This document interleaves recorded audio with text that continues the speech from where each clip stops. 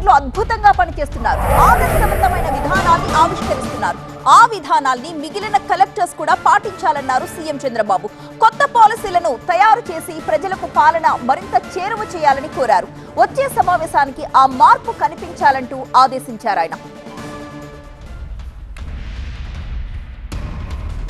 Wonderful experience.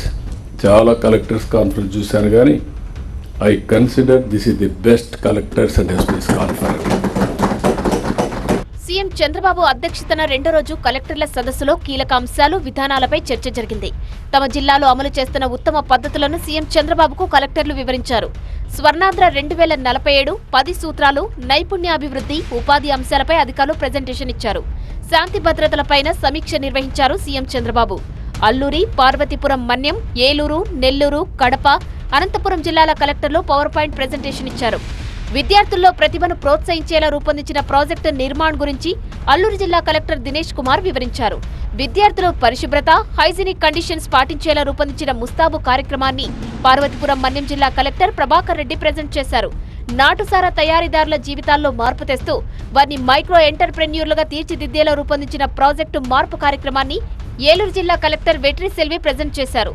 రైతుల్లో సాధికారత, ఆర్థిక లబ్ధి, వ్యవసాయంలో ఉత్తమ విధానాలు పాటించేలా రూపొందించిన ఛాంపియన్ ఫార్మర్స్ కార్యక్రమాన్ని నెల్లూరు జిల్లా హిమాంశు శుక్ల వివరించారు. విద్యార్థులకు నాణ్యమైన, రుచికరమైన పౌష్టికాహారాన్ని మధ్యాహ్నం భోజనంలో అందించేందుకు ఏర్పాటు చేసిన స్మార్ట్ కిచెన్లపై Kadapa collector CH Sridhar presentation ఇచ్చారు. రెవెన్యూ రికార్డుల ట్యాంపర్ చేయకుండా చేపట్టిన డిజిటలైజేషన్ విధానం, ఏఐ వినియోగంపై రూపొందించిన ప్రాజెక్టును అనంతపురం జిల్లా కలెక్టర్ ఆనంద్ ప్రెజెంట్ చేశారు. జిల్లాల కలెక్టర్లు ప్రదర్శించిన కొన్ని ప్రాజెక్టులు దేశానికి ఆదర్శంగా ఉన్నాయంటూ కితాబిచ్చారు. ఈ 6 జిల్లాల కలెక్టర్లు ప్రదర్శించిన బెస్ట్ ప్రాక్టీసెస్ ను రాష్ట్ర వ్యాప్తంగా అమలు చేయాలని సీఎం చంద్రబాబు ఆదేశాలు జారీ చేశారు. ఆ రోజు మిడ్ డే మీల్ స్కీమ్ పెట్టినప్పుడు నాకు ఐడియా ఉంది.